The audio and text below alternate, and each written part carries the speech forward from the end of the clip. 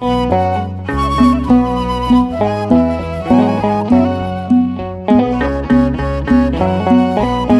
ኪዳን የተባለው ጌታ እግዚአብሔር ከህዝቡ ጋር አዲስ ኪዳን ስለገባ ነው።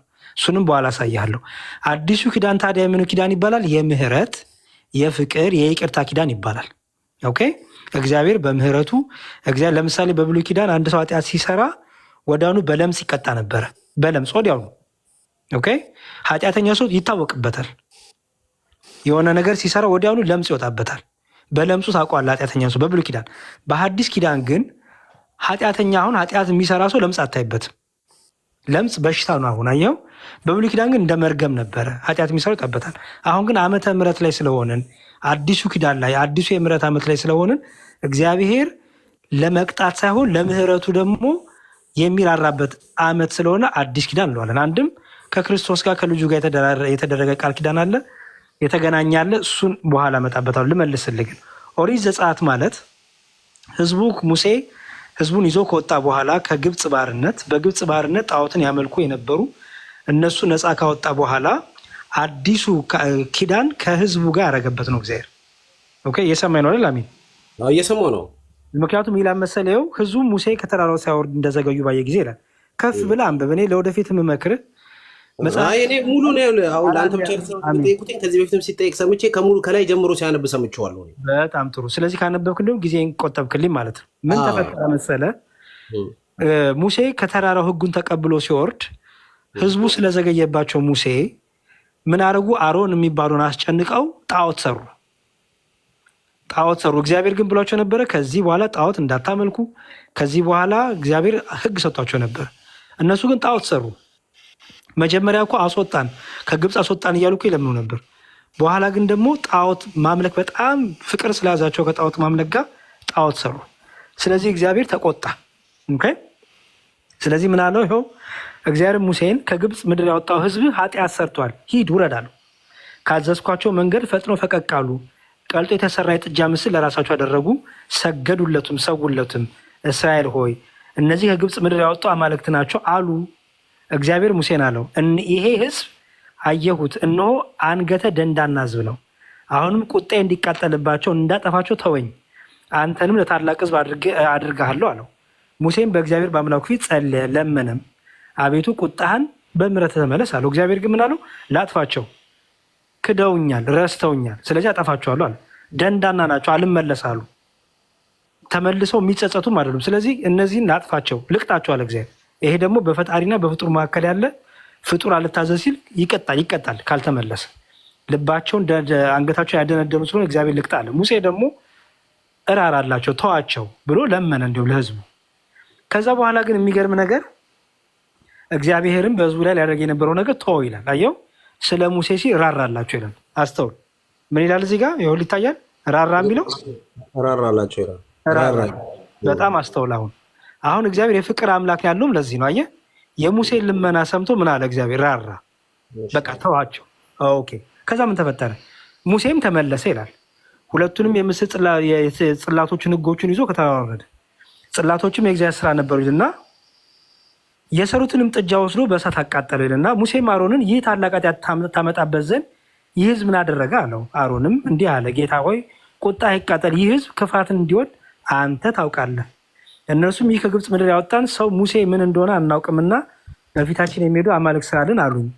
እኔም ከወርቅ ተቀብሎ ሰራላቸው። ሙሴም በጠላቶቻቸው ፊት እንዲነወሩ አሮን ስድ ለቋቸዋልና ህዝቡ ስድ እንደተለቀቁ ባየ ጊዜ አየው፣ ህዝቡ አሁንም ሙሴ እንኳን እየቀጣቸው እንትናቸውን አላቆሙም። ኃጢአታቸውን በደላቸውን አሁንም ተመልሰው አላቆሙም። ስለዚህ ምን አደረገ? በሰፈሩ ደጁ ቆሞ እንዲህ አለ፣ የእግዚአብሔር ወገን የሆነ ወደ እኔ ይምጣ አለ። አየህ፣ ኑ አሁን። ምክንያቱም እሱ ለምኖላቸው እግዚአብሔር ከቁጣው ተመለሰ፣ ራራ። ግን እነሱም አሁንም አልሰሙም። ስለዚህ ምን አለ ሙሴ? የእግዚአብሔር ወገን የሆናችሁ እኛ እግዚአብሔር ነው የምናምን ያላችሁ የተመለሳችሁ ኑ ወደ እኔ አለ፣ ተለዩ አለ። የሌዊም ልጆች ሁሉ ወደ እርሱ ተሰበሰቡ ይላል። ከእነሱ ማለት የሌዊ ልጆች ተለዩ። እርሱም የእስራኤል አምላክ እግዚአብሔር እንዲህ ይላል፣ የእናንተ ሰው ሁሉ ሰይፉን በወገቡ ላይ ይታጠቅ፣ በሰፈሩም ውስጥ በዚህና በዚያ ከበር እስከ በር ተመላለሱ፣ የእናንተም ሰው ሁሉ ወንድሙን ወዳጁን ጎረቤቱን ይግደላላቸው ይላል። ስለዚህ ምንድነው እያደረገ ያለው? ተመለሱ። እግዚአብሔር መጀመሪያ ሊያጠፋቸው ነበረ፣ በኋላ ለሙሴ ሲራራ፣ ህዝቡ ግን አሁን ተመልሰው አንገተ ደንዳናው ነው። ስለዚህ እግዚአብሔር ምን አደረገ? በሙሴ በኩል ቀጣቸው ማለት ነው። ይሄ ግን በብሉይ ኪዳን የነበረ እግዚአብሔር ወዲያውኑ ሲበድሉ ወዲያውኑ የሚቀጣበት የብሉይ ኪዳን ስርዓትና ዘመን ህግ ይባላል። አሁን በሐዲስ ኪዳን ግን እግዚአብሔር ከህዝቡ ጋር አዲስ ቃል ኪዳን ገባ። የምህረት ቃል ኪዳን፣ የቸርነት የይቅርታ ቃል ኪዳን ገባ እግዚአብሔር። ለዚህ ነው አየህ ዓመተ ምህረት የምንለዋል። እግዚአብሔር የሚታገስበት የሚምርበት ዓመት ሆነ። አዲስ ኪዳን ያለው ለዛ ነው። ስለዚህ በብሉይ ኪዳን ዘመን የነበረ እግዚአብሔር ቶሎ ቁጣውን የሚመልስበት ዘመን ነው። ይሄ ያንን ዘመን ነው የሚያሳይ እንጂ አሁን እኛ ክርስቲያኖች በሐዲስ ኪዳን ያለን በአዲሱ ኪዳን የተመሰረትን እግዚአብሔር ከኛ ጋር አዲስ ኪዳን ገብቷል። አሁን በዚያ ያለን የሚመለከት አይደለም። ኦኬ፣ በጣም አመሰግናለሁ። እኔ ይሄንን ሁሉንም ከዚህ በፊትም ሌላ አንድ መምህር ሲያስተምር ሰምቼዋለሁ። እኔ ግን አሁን ልጠይቅ የፈለኩት ዋናው ምን እንደሆነ ታውቃለህ? አንደኛ መኖሩን ነው። ሁለተኛ ነገር ደግሞ እዛ የተደረጉት ድርጊቶች መፈጸሙን ነው መስማት የፈለኩት። ችግር የለውም። በጣም እንዲሁም ከብዙ እኮ አለ እኮ ነገ እኮ ብሉይ ኪዳን ላይ ጦርነቶች አሉ፣ ውጊያዎች አሉ። እግዚአብሔር በሰው በኩል ይበቀል ነበረ። ጣዖት አምላኪዎችን አንገታቸው አልመለስ ያሉት ሁሉ እግዚአብሔር በወደደውም በመላእክትም ራሱ የቀሰፈበት ቦታ አለ እግዚአብሔር መላእክት ልኮ። እሱ ችግር የለውም። ይሄ ግን የሆነው እንዳልኩ ነው። አንደኛ ዘመኑ የኦሪት ነው፣ የብሉይ ኪዳን ነው። እግዚአብሔር ቶሎ ቁጣው የሚነድበት አልመለስ ሲሉ ቶሎ የሚቀጣበት ነው። አሁን ግን አስበው ኃጢአት፣ በደል፣ ክፋት እየሰራን እንኳን በቸርነቱ አለን፣ እድሜ እየተሰጠን ዘመን የተጨመረልን አለን። አሁን ኦኬ ሰው አዲሱ ኪዳን የተባለበትን ምክንያት ላሳይህ። እንዲህ ለመጽሐፍ ቅዱስ ለሌላ ቀንም ስለሚጠቅምህ ብትይዘው ጥሩ ነው። አዲስ ኪዳን ብሉይ ኪዳን መለየት አለባችሁ የምንለው ከዛ የተነሳ ነው። እሺ እንዲህ ይላል። ይኸውልህ በመጽሐፍ ቅዱስ ላውጣልና አንዴ ጥቅሱን ላውጣ።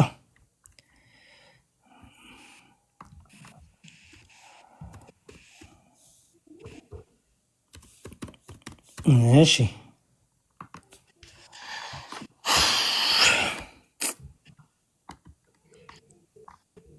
ኦኬ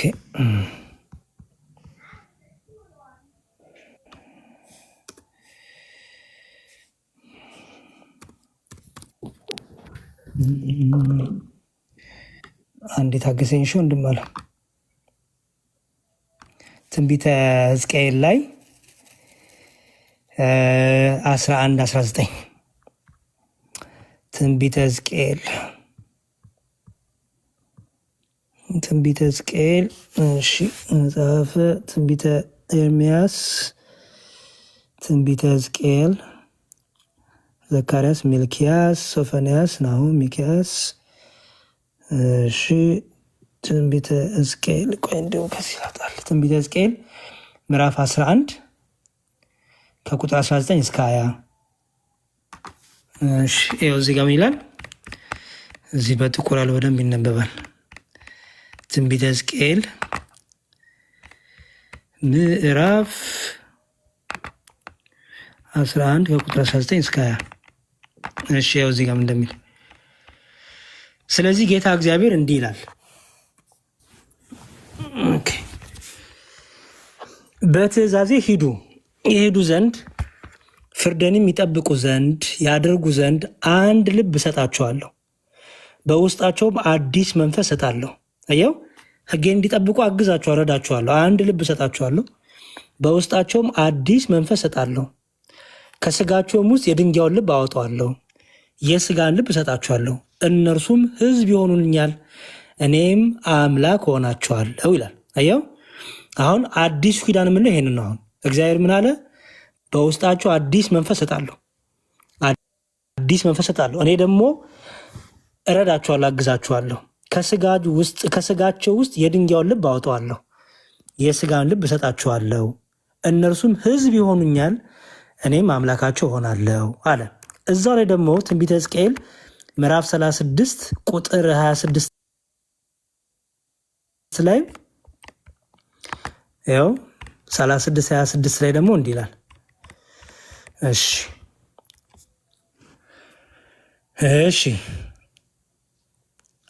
ከአሕዛብ መካከል አወጣችኋለሁ፣ ከየአገሩም ሁሉ ሰበስባችኋለሁ፣ ወደ ገዛ ምድራችሁም አመጣችኋለሁ።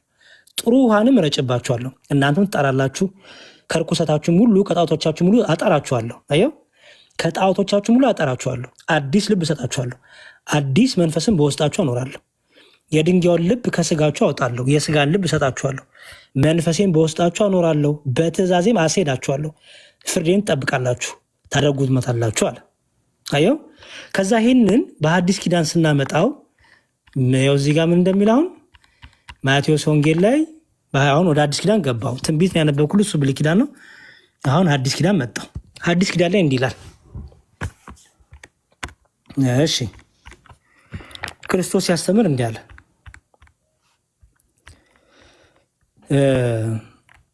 ሲነቅፋችሁና ሲያሳድዷችሁ በእኔም ምክንያት ክፉን ሁሉ በውሸት ሲናገሩባችሁ ብፁዓን ናችሁ፣ ዋጋችሁ በሰማያት ታላቅ ነው። ደስ ይበላችሁ፣ ሐሴትም አድርጉ።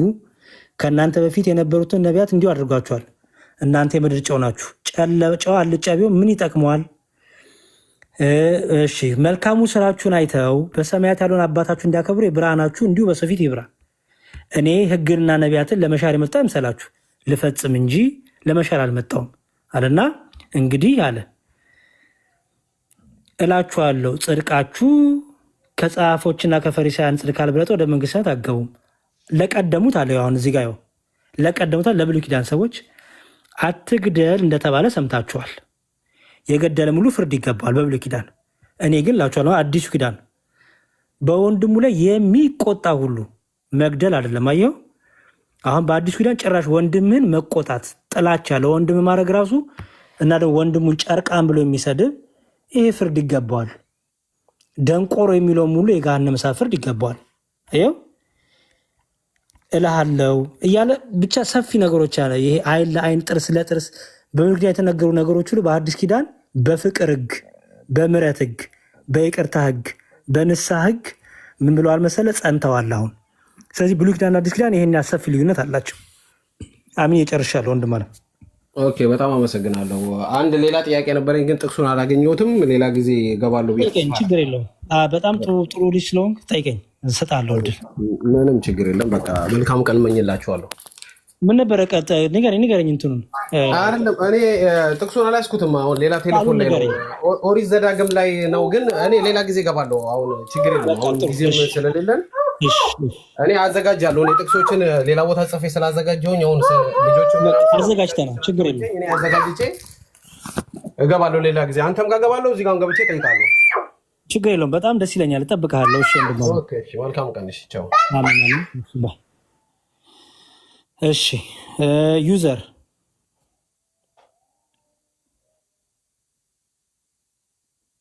ዩዘር ማን ነው?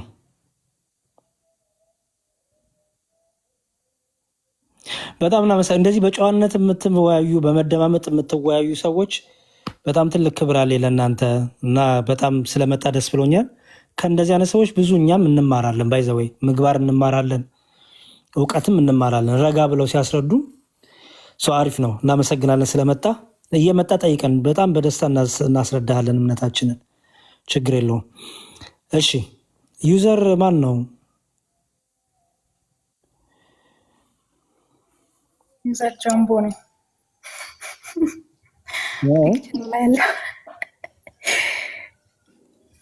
ጃምቦ። እሺ መልካም። እስከዛ ሌሎቻችሁን እስካሁን የተነሱት ላይ እንግዲህ ሀሳብ ስጡ። ይኸው ቲጂ ክሽ ያለው እንግዲህ ጠየቅሽኝን ጠፍቼ ነበር መንሽን ሳይመቸኝ ቀርቶ።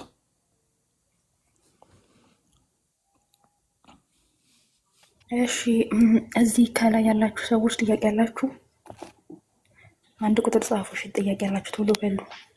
ዲያቆን እንዴተኛ ከነአን ጥያቄ ያደረገውን አንቺ አንቀበልም። ቢኒ ተኝቶ ነው አይደል? እሱማ እግሩን ሰቅሎ ነው እኮ የሚተኛው። እንግዲህ ይገዳደልን እግሩን ይሰቅላል። እንዴ እኔ ስናገር ዲያቆን ሁሌ እንደዚህ ነው። በህልሙም ስለምመጣ ጠላት ተኛ እተኛለሁ። ኤኒሃው ምንድን ነው ነገር ታንሳና ሙስሊሞች ራሳችሁ መርየምና ማርያም አንድ ናት፣ ኢሳና ኢየሱስ አንድ ነው ብላችሁ እስከመጣችሁ ለክርስቶስ የተናገሩትን ነገር ለኢሳ ማምጣት መቻል አለባችሁ። ለቅድስት ድንግል ማርያም የተነገረው ለመርየም ማምጣት አለባችሁ። የተለየ ከሆነ የተለዩ ናቸው። በቃ ሲጀመር እናንተ ክሌማችሁ ይወድቃል ማለት ነው። እኛ አልመጣንም፣ እኛ አንድ ነው አላለም። እናንተ ናችሁ አንድ ያላችሁት። ለምሳሌ ኢየሱስ ክርስቶስ እና ኢሳ አንድ ነው ካላችሁ ኢየሱስ ክርስቶስ እሱ የእግዚአብሔር ልጅ ነው ይላል መጽሐፍ ቅዱስ። ኢሳ አይደለም ካልሆነ በቃ አንድ አይደለም። እናንተ አንድ ናችሁ ብላችሁ ኢየሱስ ኢሳ ነው ብላችሁ ከመጣችሁ በኋላ መጽሐፋችን የሚመሰክርልን ኢየሱስ ክርስቶስ እሱ የእግዚአብሔር ልጅ ነው የሚለው አንቀበልም ካላችሁ አንድ አይደለም። አንድ ናቸው አትበሉ። በቃ አንድ ናቸው ካላችሁ ተቀበሉ። መጽሐፍ ቅዱስ ላይ ያለውን ኢየሱስ ክርስቶስ የእግዚአብሔር ልጅ መሆኑን አምናችሁ ተቀበሉና ኢሳን በዛ ልክ አሳዩን ማለት ነው። ይሄን ማድረግ ካልቻላችሁ ክሌም ያደረጋችሁት እናንተ እስከሆናችሁ ድረስ ትልቅ ስህተት ነው የሚሆነው። እኛ አይደለም ክሌም ያደረግነው፣ እኛ አይደለም አንድ ናቸው ያለ ሰው አንድ ነው ብሎ መጥቶ መጽሐፍ ቅዱስ ላይ ያለውን የኢየሱስን የተገለጠበትን ስናሳየው አልቀበልም ምን ማለት ነው? እኛ መጽሐፋችን የመሰከረልን መጽሐፉ ላይ ያለውን ነው የምናሳያቸው። አንድ ካልሆኑ አንድ አይደለም በቃ ለዚህ የሚዘጋ ነው።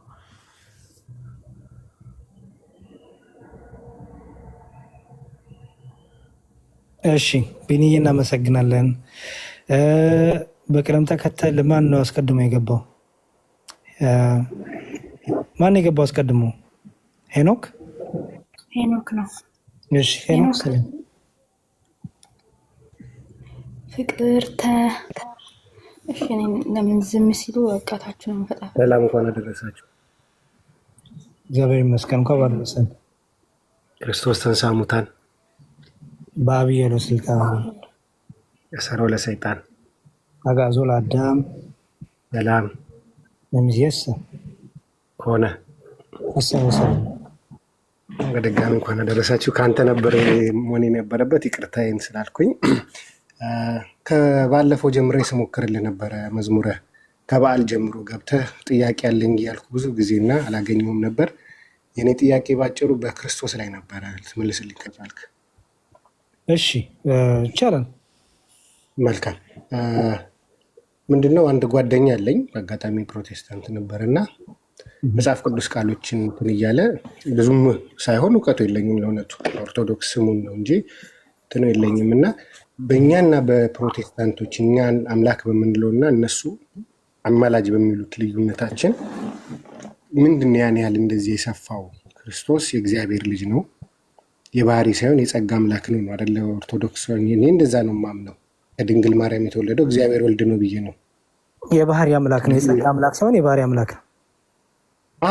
ጸጋ ማለት እንትን የሚሰጥ ነው። ይቅርታ ጸጋ የሚሰጥ ነው። ልክ ይቅርታ፣ የባህሪ አምላክ ነው ጸጋ የሚሰጥ። ይቅርታ ቃል አጠቃቀም እና እሱ ላይ ልዩነታችን በደንብ እንትን አላለኝም እና ይሄ እንዲህ ነው ብሎ እየነገረኝ ምንም ልመልስለት አልቻልኩም። ግን ልጠይቅና መጀመሪያ ራሴ ልውቅ ከአንተ ጋር እንደዚህ አይነት እንትን ውስጥ ከመግባቴም በፊት ብዬ ነው እና ይህን ብታስረዳኝ ባህሪ አምላክነቱን እና ከነሱና እኛ የት ሀገር ነው ያለው? ኢትዮጵያ ነህ?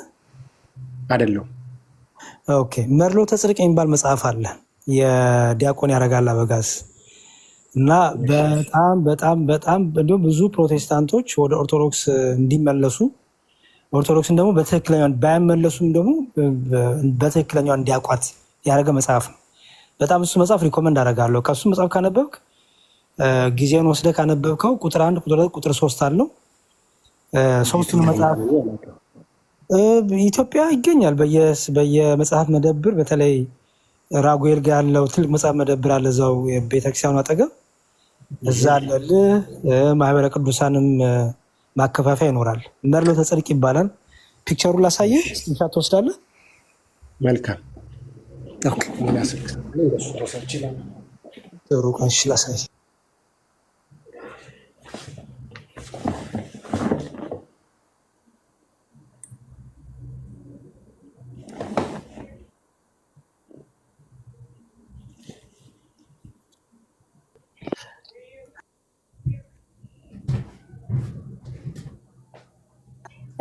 ኪንግ ናግባ ገስት ላክ።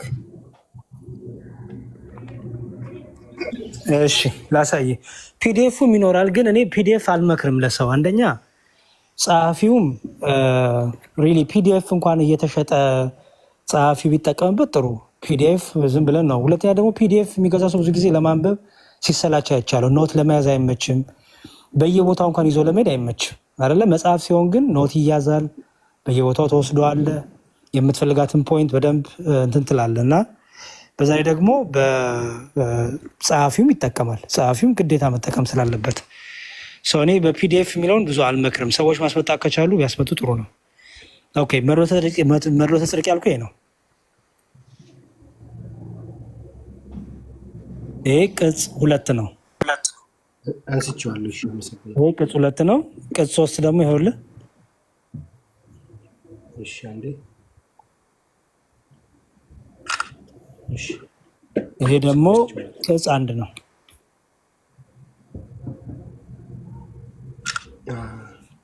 በጣም በጣም ቆንጆ መጽሐፍ ነው። የሚገርምህ በደንብ ነው የሚያብራራልህ። ኢቭን ይኸውልህ ስለ ግኖስቲኮ ስለ ቸርች ፋዘርስ እናወራልሃል። ለምሳሌ ቅጽ 1 ላይ እነ ሄልቬዲየስ እነ አሪዮስ እነ ማርቲን ሉተር ጠቅላላ ያወራልሃል። የሚገርምህ ኦኬ። ስለ እኛ 5 አዕማደ ምስጢራት መዳን ምንድን ነው? አሁን ያንተ ጠይቄ ጥያቄ ሁሉ መዳን ራሱ ማለት ነው እኛ ድነናል፣ እየዳን ነው፣ እንድናለን የኛ ትምህርት አይደል?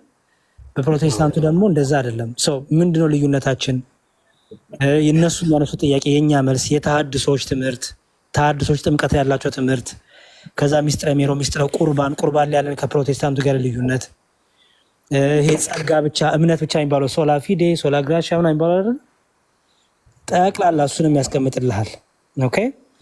ከዛ ደግሞ ቅጽ 2 ደግሞ እሱ ቅጽ 2 ነው። በጣም የሚገርም ነው። ቅጽ 2 ደግሞ ይኸውልህ እዚህ ጋር እነዚህ 5 ሶላዎች አሉ አይደል? በፕሮቴስታንት መጽሐፍ ቅዱስ ብቻ፣ እምነት ብቻ፣ ጸጋ ብቻ የሚባሉት አይደል? ጠቅላላ ይኸውልህ ማብራሪያ ያው ይሄ ነው። ባይ ዘ ዌይ ከፕሮቴስታንት ጋር የለየን በጣም ሰፊ ነገሮች ናቸው። ብዙ የሥላሴ ትምህርት፣ የቅዱስ ቁርባን ትምህርት፣ የጥምቀት ትምህርት፣ የትንሣኤ ሙታን ትምህርት፣ እነዚህ ሁሉ ልዩነት እንዳለን ታውቃለህ ብዬ አስባለሁ። የጌታ ምልጃ ወይ ደግሞ ብቻ አይደለም፣ ሰፊ ልዩነት አለን። በ5 አዕማደ ምስጢራት ትምህርት አንገናኝ። በሥላሴ፣ በስጋዌ፣ በጥምቀት፣ በቅዱስ ቁርባን እና በትንሣኤ ሙታን አንገናኝም። ይህ ሁሉ ያስቀምጥልሃል ይሄ መጽሐፍ አይደለም ማለት ነው። ይቅርታ ክርስቶስ ብቻ አይደለም ማለት ነው ልዩነቱ። ምን አልከኝ? ለኢየሱስ ክርስቶስ ብቻ አይደለም ልዩነቱ። አይደለም። ለምሳሌ በንጥቀት አናምንም። የሚመላለስ ጌታ አሁን ጌታ ለመጨረሻ ጊዜ ይመጣል። ሲመጣም ያለን ፍጻሜ ሆና ብለን ነው የምናምነው። በፕሮቴስታንቱ ግን ጌታ 2 ይመጣል። መጀመሪያ ሊነጥቃቸው ይመጣል፣ ቀጥሎ ደግሞ በኋላ ደግሞ የመጨረሻው ደግሞ ይሆናል ይላሉ። የተለያየ አስተምሮ አላቸው እዚህ ላይ ራሱ። በቅዱስ ቁርባን እኛ ቁርባን እውነተኛ ጌታ ስጋና ደም ነው ይሰጣ ብለን እናምናለን። እነሱ ደግሞ እውነተኛ የጌታ ስጋና ደም አይደለም ሲምቦል ነው ምልክት ነው ብለው የሚያስቡት። እኛ ጥምቀት ያድናል እንላለን፣ እነሱ ደግሞ ጥምቀት አያድንም እምነት ነው የሚያድነው ይላሉ። ገባ? እነዚህ አሁን ይኸውልህ ጸጋ ብቻ፣ መጽሐፍ ቅዱስ ብቻ፣ ይኸውልህ እዚህ ጋር እምነት ብቻ፣ ክርስቶስ ብቻ አያችሁ። እነዚህም የጠቀሰልኝ እነዚህ ቃሎች ናቸው። በቃ ይሄ መጽሐፍ በጣም ይረዳሃል። ይኸውልህ እንዳትሸወድ፣ ይሄ መጽሐፍ በተለይ ሁሉንም ያብራራልሃል። የመጽሐፉ ርዕስ ምንድን ነው የተባለ ነው? ኮሜንት ይኸው ስክሪን ላይ እኮ አለ ቤቲ እኮ ለእነሱ ነው እንጂ እኔማ አውቀዋለሁ። መድሎተ ጽድቅ በተለይ ቁጥር 2ቱን ብታገኝ በጣም በጣም አሪፍ ነው። ይሄ ብቻ የሚባለውን ሁሉ ክብር ለእግዚአብሔር ብቻ። ለምሳሌ እኛ ለቅዱሳን ክብር እንሰጣለን አይደለ? ለምን እንሰጣለን? ከነጠቅሷለን። እነሱ ደግሞ አያስፈልግም ሲሉ ደግሞ እያንዳንዱ ያስቀምጥልሃል። ይሄ ቅጽ 4 ነው። አሁን የጠየቀኝ ጥያቄ ያለበት ነው። ቅጽ 3 ይቅርታ፣ ቅጽ 3 ላይ ሮሜ 8:34 ተጠቅሷል። አየህ፣ እሱ ቃል ነበረ በደንብ ብታብራራልኝ ብዬ ወደ ላይ 6 ላይ አልኩት። እኔ እንዲያውም አንድ በቃ ጠቅሼ ለሌላ ጊዜ አልኩት። ምንድነው 26 እኮ ከፍ ስትል መንፈስ ቅዱስም ስለኛ በመቃተት ይማልዳል ይላል። ይህንንስ እንዴት ታየዋለህ? መጽሐፍ ግዛና እኔ ብታነብ ሪኮመንድ አደርጋለሁ። ጥቂት ነገር ግን እዚህ ላይ ብቻ የተባለውን ጥቂት ነገር ላንብብልህ። እሺ ይሄ ማነብልህ አሁን ቅጽ 3 ነው። እሺ ከሱ ላይ ነው። ምን ይላል? ሮሜ 8:34 ይላል። በዚህ ምዕራፍ የምንመለከተው ሮሜ 8:34 ላይ ያለውን የእግዚአብሔር ቃል ነው። እርሱም ስለኛ የሚማልደው ክርስቶስ ኢየሱስ ነው የሚለው ነው። ይህ ቃል የፕሮቴስታንት ወገኖቻችን የማንነት መለያ እስከመሆን ድረስ የደረሰ ጥቅስ ነው።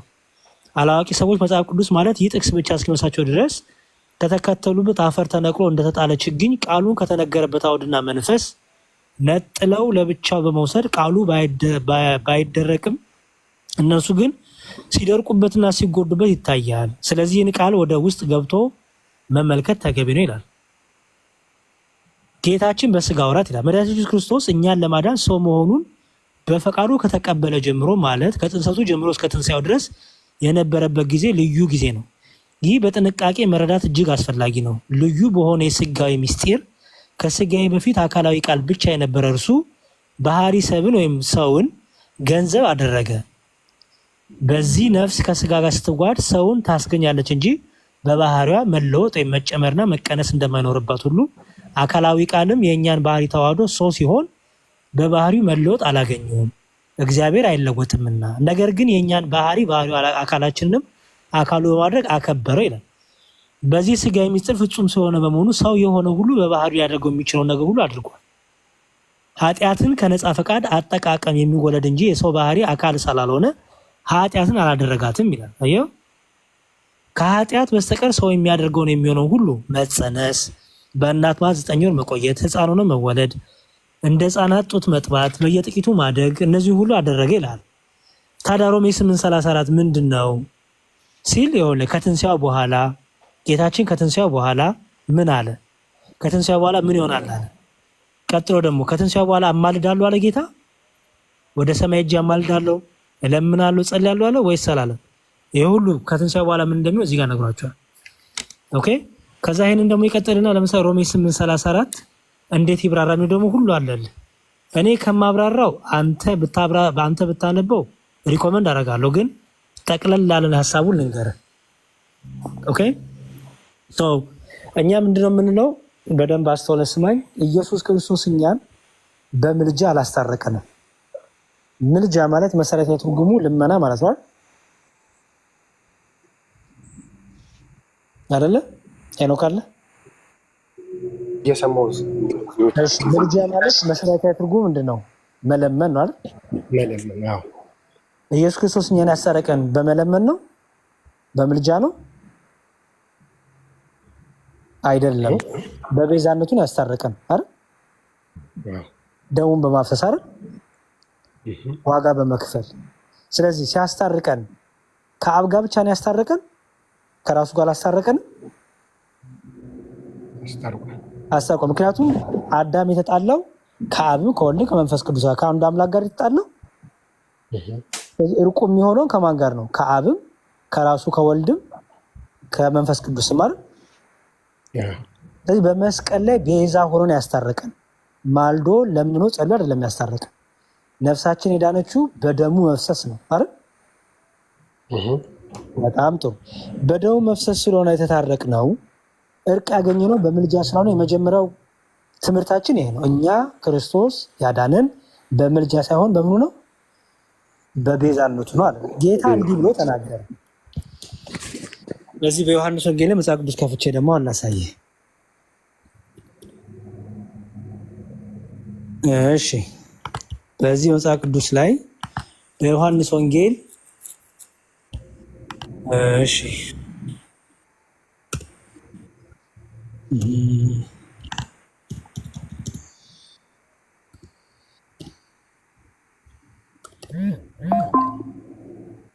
መጽሐፉን አስመጣ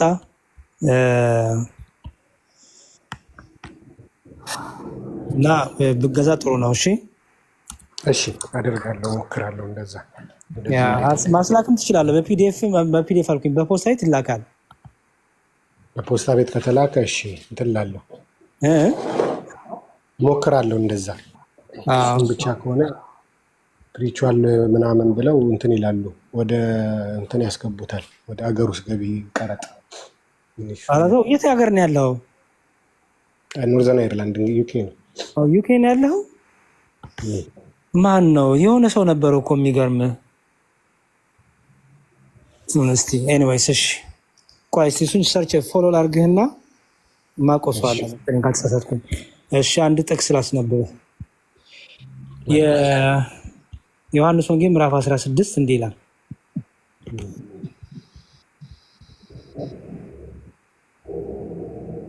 እሺ ይኸው እዚህ ጋር ይሄንን እንግዲህ በደንብ አስተውለው።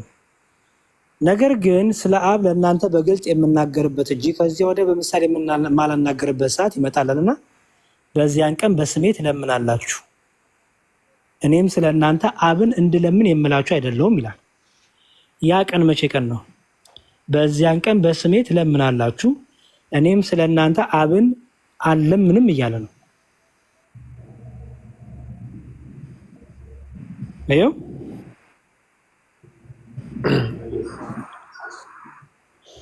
አሁን ታዲያ አሁን ለክርስቶስ በሰማያዊ ነው ያማልዳል፣ ይለምናል አይለምንም አይደል? አይለምንም። ምክንያቱም ይኸው በዚያን ቀን በስሜ መቼም ይሄ የፍርድ ቀን አይደለም። የፍርድ ቀን ልመና አለ እንዴ? የለም። ስለዚህ በዚያን ቀን በስሜ ትለምናላችሁ ያለው መቼ ነው? እሱን እንግዲህ ጠይቀው። ግን ፕሮቴስታንት ወንድ ጓደኛህን ይኸው ዮሐንስ ወንጌል ምዕራፍ 16 ቁጥር 26 ነው የሰጠው እንዳትረሳ። ስለዚህ ኢየሱስ ክርስቶስ ምን ይባላል ስትለኝ አንድ ሁለት ነገሮች ራስ እንድትፈታለኝ፣ ከዛ በኋላ የቤት ስራውን እሰጥህና አንተ ታነባለህ። መጽሐፉንም ካላገኘው ነገሬን በፒዲኤፍ እልክልሃለሁ። እሺ ሊቀ ካህናትነት ሁለት አይነት ሊቀ ካህናትነት አለ። ኦኬ ለክርስቶስ ሲነገር አለ። በዚህ በዕብራውያን መልእክቱ ቅዱስ ጳውሎስ ዕብራውያን 2:17 ላይ እንዲህ ይላል። ዕብራውያን 2:17 ጥቅሱን እያዝክ ዕብራውያን 2:17 እንዲህ ይላል። ስለዚህ አለ የሕዝቡን ኃጢአት ለማስተሰረይ ለእግዚአብሔር በሆነ ነገር ሁሉ የሚምርና የታመነ ሊቀ ካህናት እንዲሆን በነገር ሁሉ ወንድሞችን ሊመስል ተገባው ይላል ስለ ክርስቶስ ሲሆነ። እሺ አሁን የሚምር የታመነ ለክርስቶስ ሲነገር ሊቀ ካህን ብቻ ይባላል። ምን ይባላል መሰለ? የሚምር ይባላል።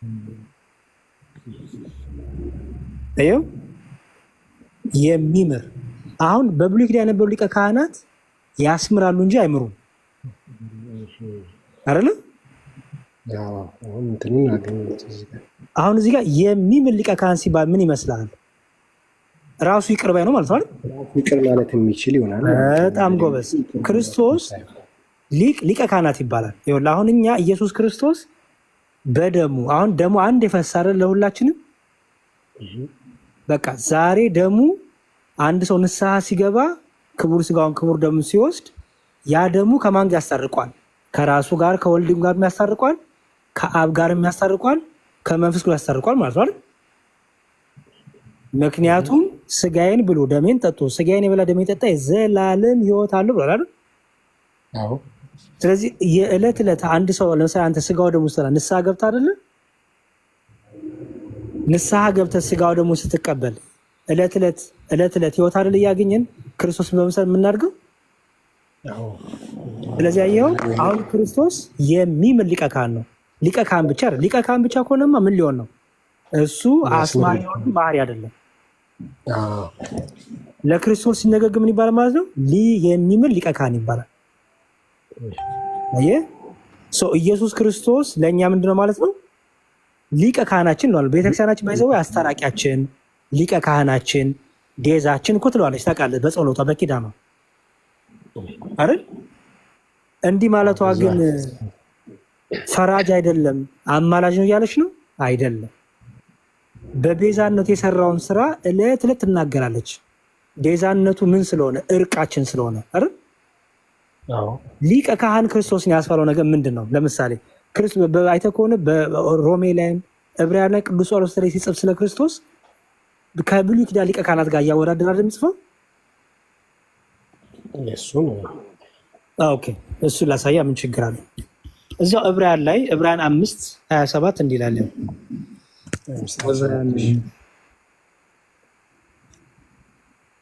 ቆይ እንዲያውም 27 ሲሆን 5:7 ማለት ነው። ይቅርታ 5:7 ይሁን እንደዚህ ይላል። እርሱም በስጋ ወራት ይላል ከሞት ሊያድነው ወደሚችል ከብርቱ ጩኸትና ከእንባ ጋራ ጸሎትና ምልጃን አቀረበ ይላል። ይኸው ጸሎትና ምልጃን መቼን ያቀረበ ይላል? በስጋ ወራት ከሞት ሊያድነው ወደሚችል ከብርቱ ጩኸትና ከእንባ ጋራ ጸሎትና ምልጃን አቀረበ ይላል አይደል? ኦኬ። ቅድም ዮሐንስ ወንጌል 16 ላይ ምን አሳየው? በዚያን ጊዜ በስሜ ትለምናላችሁ፣ እኔ ደግሞ ስለ እናንተ ማንን አልለምንም አለ። ምንም ለምን አይምሰላችሁ አለ። አየው፣ ለዚህ ነው እዚህ ጋር መጣ ለምን አሉ? በስጋ ወራት አላየው፣ በምድር ሳለ አየው። ስለዚህ ይሄንን እያያዘ ቅዱስ ጳውሎስ እያወዳደረ በስጋ ወራት የነበረውን እያወዳደረ እንደዚህ እያደረገ በብዙ ነገሮች ያገናኝላል። አንድ የመጨረሻ ጥቅስ ልስጥህና በውስጥ በደንብ ዕብራውያን 7 ላይ እንዲላል። አሁን ከብሉይ ኪዳን ጋር እንዴት አድርጎ እንደሚያወዳደረው ላሳይ። ዕብራውያን 7 ብዙ ጊዜ ፕሮቴስታንት ወንድሞቻችን ይጠቁሳል። እሺ እንዲላል። እሺ ስለ እነርሱ እርሱ ግን ለዘላለም የሚኖር ስለሆነ የማይለወጥ ክህነት አለው ይላል። የብሉይ ኪዳን ካህናት አንደኛ በምንድን ነው የሚሾሙት? ወይ የሌዊ ወይ ደግሞ የአሮን አይደለ? በዘር። የክርስቶስ ግን የማይለወጥ ነው አይደል? የማይለወጥ ማለት ነው በዘር ያልሆነ አይደል? በሞት የማትሻር እርሱ ምን ስለሆነ ሊቀ ካህናት የሚምል ሊቀ ካህን ስለሆነ የእሱ ክህነት እስከ መቼ ነው አለ? ለዘላለም ነው አለ። በጣም ጥሩ። ስለ እነርሱም ሊያማልድ ይላል። አሁን ይኸው ስለ እነርሱም ሊያማልድ ዘወትር በሕይወት ይኖራልና ይላል። ግን ደግሞ ቀጥሎ ይላል መሰለኝ በደንብ አስተውሉ። ስለ እነርሱም ሊያማልድ ዘወትር በሕይወት ይኖራል የሚለው ቃል ከዮሐንስ 16 ጋር ልዩነት አለው የለውም? ዮሐንስ 16 አለ ምንም እኮ ይላል አይደል? አዎ። በጣም ጥሩ። ስለዚህ እዚህ ጋር ስለ ልመና ነው የሚያወራው አይደለም። ዘወትር በሕይወት ይኖራል። ቀጥሎ ይላል መሰለኝ። ስለዚህ ደግሞ ያው በእርሱ ወደ እግዚአብሔር የሚመጡትን ፈጽሞ ሊያድናቸው ደግሞ ይላል። ሊያስድናቸው ነው የሚለው ወይስ ሊያድናቸው? ሊያድናቸው። ኦኬ። ስለ እነሱ ሊያማልድና ግን ደግሞ ራሱ ደግሞ አዳኝ ነው ይላል አይደል? አዎ፣ ሊያማልድልና ደግሞ ሊያድናቸው ይላል። ስለዚህ ምን ማለት ነው? የሚምል ሊቀ ካህን የሚለው ትርጉም መጣላው ነው። አየሁ አይደል? እርሱ ራሱ ምንድነው? መሐሪ ነው፣ ታራቂ ነው ማለት ነው። አየህ፣ ደሙ ደግሞ ምናችን ነው ማለት ነው። ደሙ ንስሐ እየገባን ዕለት ዕለት የምንታረቅበት ነው ማለት ነው። ከማን ጋር? ከራሱ ጋርም ከአባቱ ጋርም ከመንፈስ ቅዱስ ጋርም ማለት ነው። ተባረን እዛው ዝቅ ብሎ ምናምን መሰለኝ። እርሱም እንደነዚያ ሊቀ ካህናት እንደ ብሉይ ኪዳን ሊቀ ካህናት ማለት ነው አስቀድሞ ስለ ራሱ ኃጢአት በኋላም ስለ ሕዝቡ ኃጢአት ዕለት ዕለት መስዋዕትን ሊያቀርብ አያስፈልገውም። አየው፣ የብሉይ ኪዳን ካህናት መስዋዕት ከማቅረባቸው ፊት ስለ ሕዝቡ መጀመሪያ ስለ ራሳቸው መስዋዕት ያቀርባሉ። ለምን? እነሱ ራሳቸው ምኖች ስለሆኑ፣ ኃጢአተኞች ስለሆኑ፣ እነሱ ራሳቸው ምህረት ስለሚፈልጉ። አየህ፣ እነሱ ለራሳቸው ኃጢአት መስዋዕት ካቀርባሉ ለሕዝቡ ደግሞ የሚያቀርቡት ገባ። ኢየሱስ ክርስቶስ ግን ኃጢአት ኖር የለበትም። የእግዚአብሔር ልጅ እግዚአብሔር ስለሆነ በምን ኃጢአት በምን ኖር ይገኛል? አየው። ስለዚህ ምን አለ? አያስፈልገውም አለ ራሱን ባቀረበ ጊዜ ይላል። አየው፣ ራሱን ባቀረበ ጊዜ ይህን አንድ ጊዜ ፈጽሞ አድርጓልና ይላል። አየው፣ ራሱን ባቀረበ ጊዜ ማለት ነው በመስቀል ላይ ስንት ነው? ሁሌ ነው የሚፈጽመው ይህን ነገር? አንድ ጊዜ መስዋዕት። እሱ መስዋዕት ነው አለ። ታውቃለህ፣ ቤዛ እግዚአብሔር በግ ያለው ዮሐንስ። በጣም ጥሩ። አሁን ለምሳሌ ክርስቶስ መስዋዕት ራሱ መስዋዕት ነው፣ መስዋዕት አሳራጊ ነው፣ መስዋዕት ተቀባይ ነው እንላለን እኛ። ለምን? ቅድም ብለናል፣ የሚምል ሊቀ ካህን አይደል ያለው?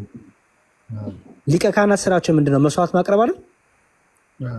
መስዋዕት ግን አቅራቢ ናቸው እንጂ መስዋዕት ተቀባይ አይደሉም አይደል? አይደለም፣ አቅራቢ። ኢየሱስ ክርስቶስ ጋር ስመጣ ግን የሚምል ሊቀ ካህን ተባለ። ምን ማለት ነው? አቅራቢም ነው ደግሞስ ምንድነው ማለት ነው? ተቀባይም ነው ማለት ነው። አየው ነው ማለት ነው። ገባህ? ስለዚህ እኛ የኢየሱስ ክርስቶስ ሊቀ ካህን የሚለውን ስናብራራው በዚህ መልኩ እናብራራለን። እኛ ምንድነው የምንለው? ዕለት ዕለት ለምሳሌ እኔ ኃጢአት ስሰራ ንስሐ እገባለሁ። ለምሳሌ ሙስሊሞች ወደ ክርስትና መጡ ልበል። አንድ ሙስሊም ወደ ክርስትና ቢመጣ ዛሬ ለሙስሊሙ ጌታ ለሁሉ ሰው አንዴ ሞቷል ጌታ አይደል? አሁን አንድ ሙስሊም ሲመጣ ምህረትን ይቅርታን የሚያገኘው ጌታ መጥቶ ለሱ ድጋሚ ይሞትለታል? አንድ ጊዜ በፈጸመ። በጣም ጥሩ። አንድ ጊዜ ሞቶለታል። አየው፣ ያ ደሙ ለዘላለም ይቅር ባይ ነው ማለት ነው። አየው፣ እኛ በደሙ ይቅርታ አገኘን ብለን እናምናለን። ስለዚህ አንድ ሙስሊም ቢመጣ ያ ደሙ ዛሬም ይቅር ይለው የታመነ ነው። ይቅር ሲለው ግን ከአብ ጋር ብቻ ነው አይደለም፣ ከራሱም ጋር ነው። ምክንያቱም ምንድን ነው የሚለው ቅድም ሳሳየ ኃጢአታችንን በራሷ ነጻ አይደለም የሚለው ዕብራውያን 2:17 ላይ በራሱ ካነጻየው በራሱ ካነጻ ኢየሱስ ክርስቶስ ራሱ የሚገርም ኃጢአት ይቅር ባይ ነው። ለምሳሌ ላሳየ፣ ወደ እሱ ሲጸልይ ላሳየ። ሐዋርያት ስራ ላይ አሁን እኛ ወደ እሱ እንጸልያለን። ኦኬ፣ ወደ እሱ ቀጥታ ወደ ጌታ እንጸልይ። ሐዋርያት ስራ ምዕራፍ 7 ቁጥር 55 ላይ እንዲህ ይላል፣ ስለ እስጢፋኖስ የሚያወራበት ክፍል ላይ ማለት ነው። ሐዋርያት ስራ ምዕራፍ 7 ቁጥር 55 ጀምሮ የእስጢፋኖስ መንፈስ ቅዱስንም ተሞልቶ ወደ ሰማይ ትኩር ብሎ ሲመለከት የእግዚአብሔርን ክብር ኢየሱስንም በእግዚአብሔር ቀኝ ቆሞ አየና ይላል። ምን አለ? እነሆ ሰማያት ተከፍተው የሰው ልጅን በእግዚአብሔር ቀኝ ቆሞ አያለሁ አለ። አየው፣ በታላቅ ድምፅም እየጮሁ ጆሯቸውን ደፈኑ፣ በአንድ ልብ ሆነው ወደ እርሱ ሮጡ፣ ከከተማ ወደ ውጭ አውጥተው ወገሩት። ምስክሮችን ልብሳቸውን ሳውል በሚሉት በአንድ ጎበዝ አጠገብ አኖሩ። እስጢፋኖስም ምን ብሎ ለመን ይላል? ጌታ ኢየሱስ ሆይ ነፍሴን ተቀበል ብሎ ሲጠራ ያወጉት ነበር። ተንበርኮ ምን አለ? ጌታ ሆይ ይህን ኃጢአት አትቁጠርባቸው ብሎ በታላቅ ድምፅ ጮኸ ይላል። አየው። ስለዚህ ምን እያለ ነው እስጢፋኖስ? ከአብ አማልደኝ እያለ ነው አይደለም። ራሱ ክርስቶስ ምን ስለሆነ የሚለመን ኃጢአትን ይቅር ባይ ስለሆነ ከአባቱ እኩል ኃጢአትን ይቅር የሚል ከአባቱ እኩል ጸሎት የሚሰማ የሚቀበል ስለሆነ ምን አለ? ነፍሴን ተቀበላለው። አንድ ቀጥሎ ምን አለ? ኃጢአታቸውን ደግሞ አትቁጠርባቸው። ይህን ቀጥታ ማን የለመነው? ኢየሱስን። አየው።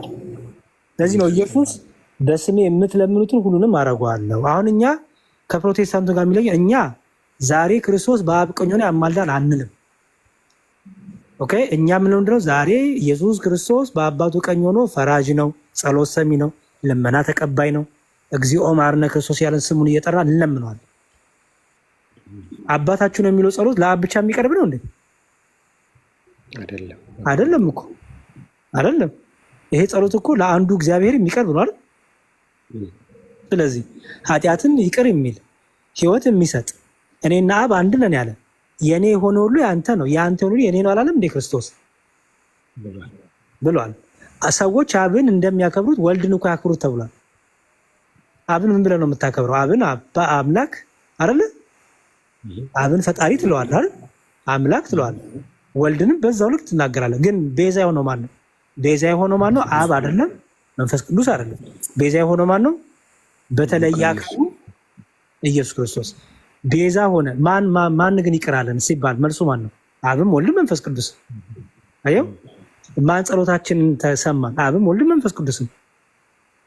ምክንያቱም ኢየሱስ ክርስቶስ ኃጢአታችንን በራሱ ነው ያነጻው ይላል መጽሐፍ ቅዱስ። አየህ፣ ከአባቱ ጋር አስታረቀን፣ ከራሱ ጋር ማስታረቀን፣ ከመንፈስ ቅዱስ አንዴም በመስቀል አደረገው። ከዚህ በኋላስ በክርስትና ያሉት ሰዎች በዚህ ደም ዕለት ዕለት እየታጠቡ እስከ መጨረሻው ዳግም ምጽአት ይቀጥላሉ። ወደ ክርስትና የሚመጡት ደግሞ ይህ ደም ዛሬ የሚቀር እያለ ወደ ቤተክርስቲያን ቤት ይጨምራቸዋል ማለት ነው። ገባህ? ስለዚህ ሮሜ 8:34ን በዚህ መልኩ አባቶቻችን በደንብ የሚያስረዱት። ቅዱስ ጳውሎስ በተለይ እንዳልኩ ከብሉይ ኪዳን ካህናት ጋር ኮምፔር እያደረገ የብሉይ ኪዳን ካህናት አማላጆች ናቸው። ስለዚህ በዛው ወርድ ክርስቶስንም ይጠቅሰዋል። ምክንያቱም ኮምፔር እያደረገ ስለሆነ እያነጻጸረ ስለሆነ። ገባ? አሁን ከብሉይ ኪዳን ሊቀ ካህናት አምጦ ሊቀ ካህን የሚለውን አመጣ። አየው። ግን የክርስቶስ ሲሆን ምን ተባለ? የሚምር ተባለ።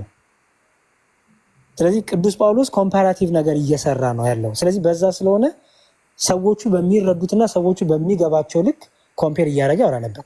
የብሉይ ኪዳን ካህናት አማላጆች ናቸው፣ አስታራቂዎች ናቸው። ስለ ህዝቡ ይጸልያሉ።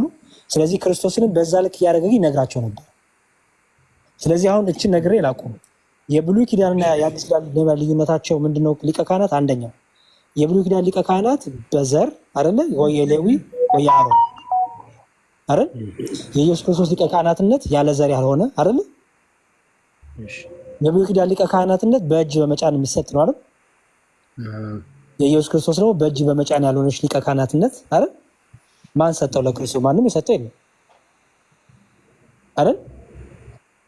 የብሉይ ኪዳን ሊቀ ካህናቶች ያስምራሉ እንጂ አይምሩም አይደል? መስዋዕት ያቀርባሉ እንጂ መስዋዕት ተቀባይ አይደሉም። ኢየሱስ ክርስቶስ ግን ምን ይባላል? የሚምር ሊቀ ካህን ይባላል። የብሉይ ኪዳን ክህነት በሞት ለምሳሌ አንዱ ካህን ሲሞት አንዱ ይተካል አይደል? አንዱ ካህን ሲሞት አንዱ ይተካል፣ ሞት ይገድባቸዋል። ኢየሱስ ክርስቶስ ግን ሊቀ ካህን ነው ለዘላለም። አየው፣ ሞት የማይዘው ሞት የማይገድበው፣ ሞትን ድል አድርጎ የተነሳ ሞትን የገደለው አይደል? አየህ፣ የመጨረሻ የብሉይ ኪዳን ሊቀ ካህናት አስቀድመው ስለ ራሳቸው ኃጢአት መስዋዕት ያቀርባሉ። ከዛ ስለዙ ኢየሱስ ክርስቶስ ግን ስለ ራሱ ኃጢአት መስዋዕት ማቅረብ ያስፈልገዋል? ያለ አያስፈልገውም። ለምን? ኃጢአትም ነውርም በደልም የለበትም ነው። መጽሐፍ ቅዱስም እንደሚለው ኃጢአትን ያላወቀው ነው የሚለው።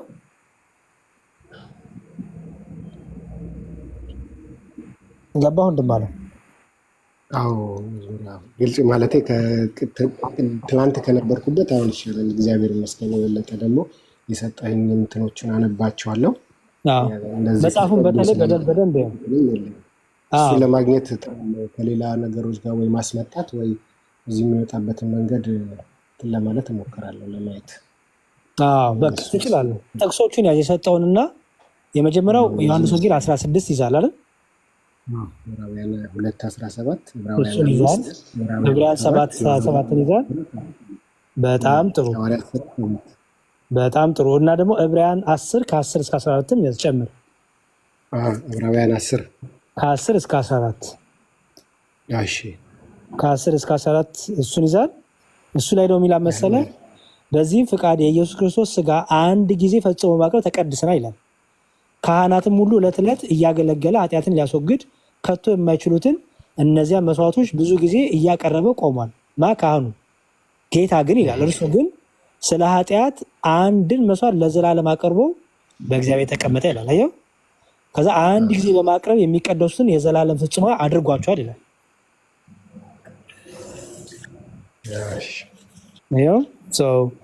እነዚህን ክፍሎች በደንብ አስተውል። መጽሐፉን ግዛና በደንብ አንብብ። እና በውስጥ ደግሞ ፎሎ አድርጌ ያለው ካላገኘው ነገርኛ መጽሐፉ የምታገኝበትን መንገድ አመቻችላለሁ። ጥያቄም ካለኝ እንደዚህ እጠይቃለሁ። በቃ በውስጥም ታወራኛለህ፣ ችግር የለውም። ቴሌግራም እንሰጣለን። እሺ፣ እግዚአብሔር ይስጥልን፣ ቃሎት ያሰማልን። ሁላችንም እዚህ ጋር ማማዬም ሁላችንም እግዚአብሔር ጸጋውን ያብዛላችሁ። በርቱ፣ ጠንክሩልኝ። እግዚአብሔር ይስጥልኝ። ሰላም አሜን። እሺ፣ እግዚአብሔር ያክብር። እናመሰግናለን። እሺ፣ ሙስራድ ሰላም ላንተ ይሁን። ሰላም፣ እንዴት ናችሁ? እግዚአብሔር ይመስገን። ሙስሊም ነህ ሙስራድ? ሙስሊም ነኝ። እሺ፣ ይቅርታ አስቆየን በጣም። እሺ፣ ይቅርታ። እሺ፣ ምንም ችግር የለውም። ብዙ ሙስሊም ወንድሞቻችን እናቶቻችን ቅድም ገብተው ነበረ እና መጀመሪያ ጥያቄ ጠይቄያቸው የሚችሉ እየመለሱ የማይችሉ ደግሞ አይ እኔ አልችልም ገና ተማሪ ነኝ እያሉ ሄደዋል። እና እኔ ጥያቄ ነበረኝ። ጥያቄ ለመለስ ትችላለህ? ከዛ ጥያቄ እንጠይቃለን። አንተ እኔ በአሁኑ ዙሪያ ነበር ለመጠየቅ የገባሁትኝ። በየትኛው ዙሪያ? በአሁኑ በኢየሱስ ክርስቶስ ዙሪያ። እሺ፣ ችግር የለውም ጠይቃለህ። እኔ ጥያቄን ትቀበለኛለህ? ብጠይቅህ ፈቃደኛ ነህ ለመቀበል? ምናልባት ይሄንን ጠይቅ በኋላ እንትን ብል ይሻለኛል። ችግር የለውም ብዙ ሰዓት ስላስቀመጥኩ። እሺ ጠይቅ።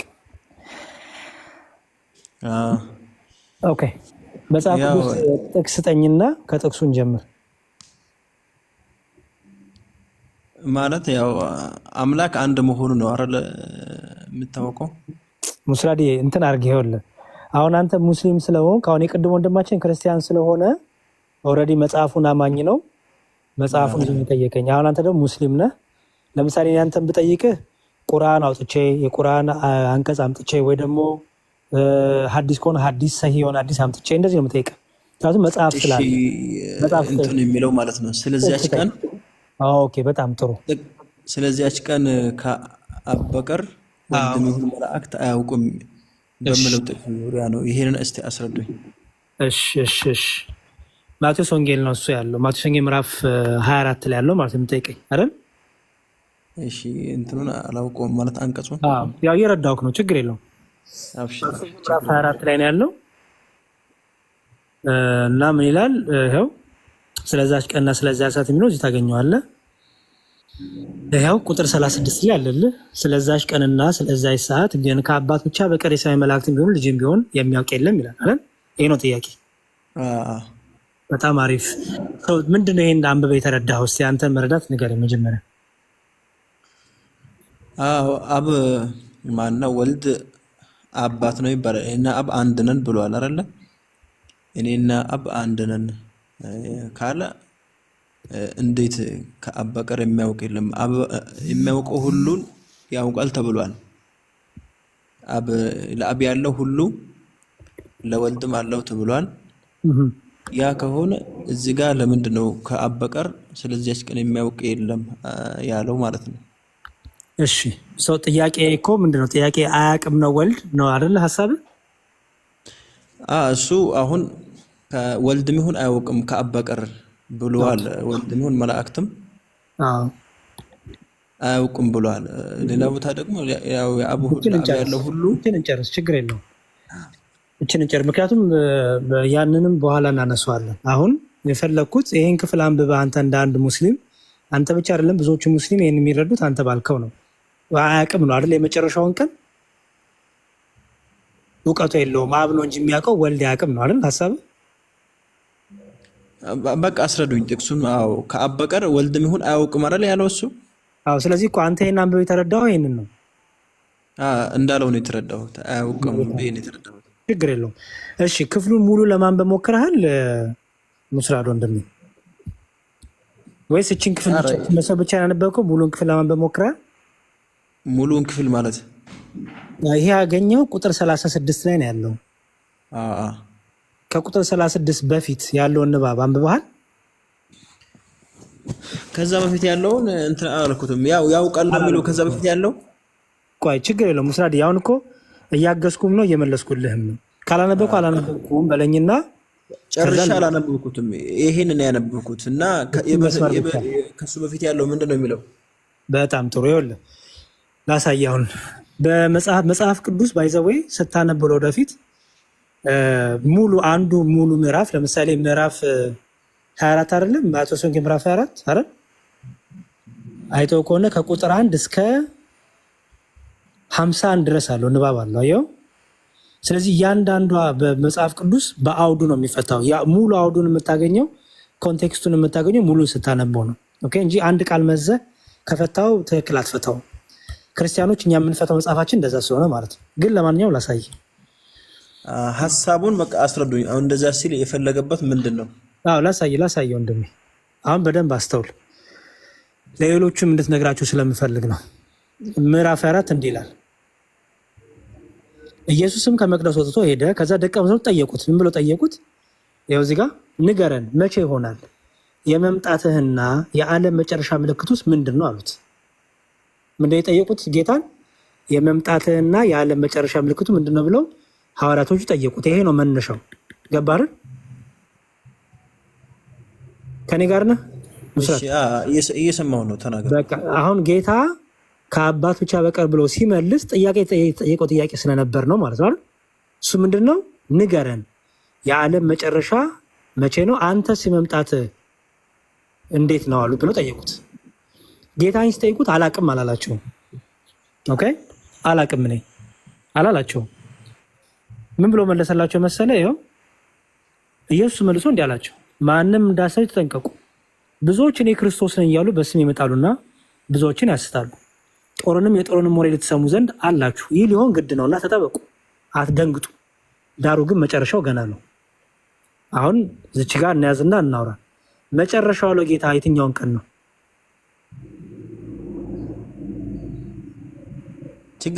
አብራርታችሁ ይለፉ። ሙስላድ ወንድሜ እያነበብኩ ስለሆነ አብረኸኝ ተከተለኝና እንድትረዳው ፈልጌ ነው። ጌታ በስሜ ይመጣሉ፣ ጦርነት ይነሳል፣ መከራ ይደርስባቸዋል እና ግን ከዛ በኋላ ዳሩ ግን አለና መጨረሻው ገና ነው አለ። መጨረሻው አለው የመቼውን ቀን ነው? መጨረሻ የትንሣኤ ቀን ነው።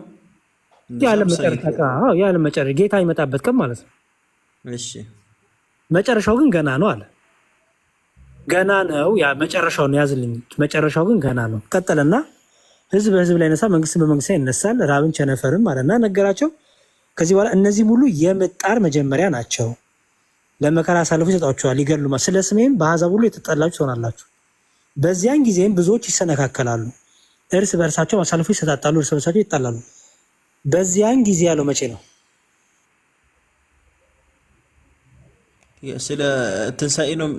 የመጨረሻው ቀን ከመድረሱ በፊት የሚሆነውን ነገር ይኸው፣ የመጨረሻው ከመድረሱ በፊት ምልክት። ምክንያቱም የጠየቁት መሰለ መቼ ትመጣለህ እና ደግሞ ምልክቱ ምንድን ነው ከመምጣት በፊት ሲሉት ምልክቱን እየነገራቸው ነው። ጦርነት አለ፣ ረሃብ አለ፣ ቸነፈር አለ፣ ይገሏቸዋል፣ ያሰቃያቸዋል አለና ከዛ ምን አለ? በዚያ ጊዜ ደግሞ ብዙዎች ይሰነካከላሉ አለ። ከዛ ምን ይላል? እስከ መጨረሻው የሚጸና ግን እርሱ ይድናል።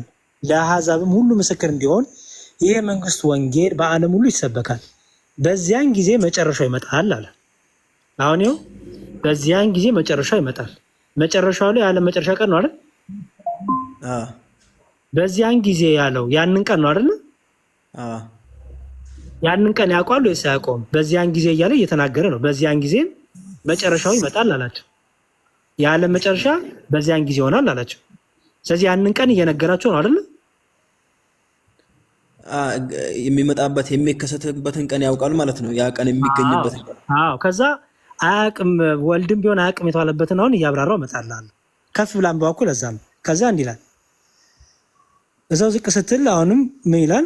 በዚያን ጊዜም ከዓለም መጀመሪያ ጀምሮ እስከዛ ድረስ ያልሆነ እንግዲህ ከቶ የማይሆን ታላቅ መከራ ይሆናል።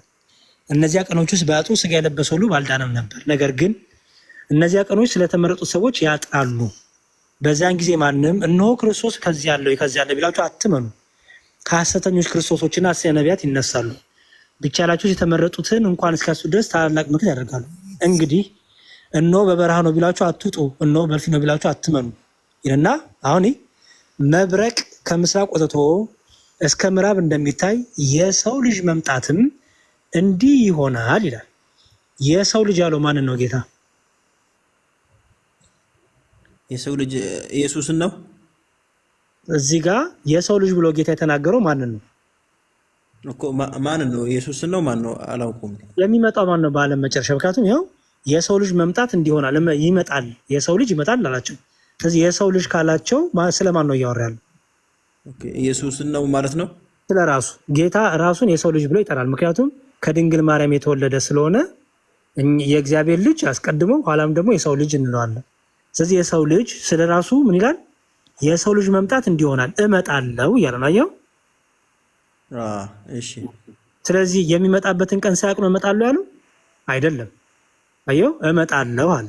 እንዴት ነው የሚመጣው አለ? ያው ከዚያች ሞራብ መከራ በኋላ ወዲያው ፀሐይ ይጨልማል፣ ጨረቃን ብርሃኗን አትሰጥም፣ ከዋክብቱን ከሰማይ ይወድቃሉ፣ የሰማያት ኃያላትም ይናወጣሉ። በዚያን ጊዜም የሰው ልጅ ምልክት በሰማይ ይታያል ይላል። አየው፣ እሺ፣ ይታያል አለ። በሰማይ ይታያል። በዚያም ጊዜ የምድር ወገኖች ሁሉ ዋዋ ይላሉ፣ የሰው ልጅም በኃይልና በብዙ ክብር በሰማይ ደመና ይመጣል ይላል። ስለ ራሱ እያወራ ነው። አየው፣ ይመጣል አለ። ስለዚህ እመጣለሁ እያለ ነው። በብዙ ክብር፣ በብዙ ኃይል፣ በስልጣን እመጣለሁ እያለ ነው ጌታ። ስለዚህ የሚመጣበትን ቀን ሳያውቅ ነው እመጣለሁ የሚለው። እሺ፣ ያንኛው ጥቅስ ምንድን ነው ታዲያ? እመጣለሁ። መላእክቱንም ከታላቅ መለከት ድምፅ ጋር ይልካቸዋል። ጭራሽ ሲመጣ አንደኛው ምንድን ነው የሚያደርገው መሰለ? መላእክቱን ያዛቸዋል። አየው፣ መላእክቱን ያዛቸዋል።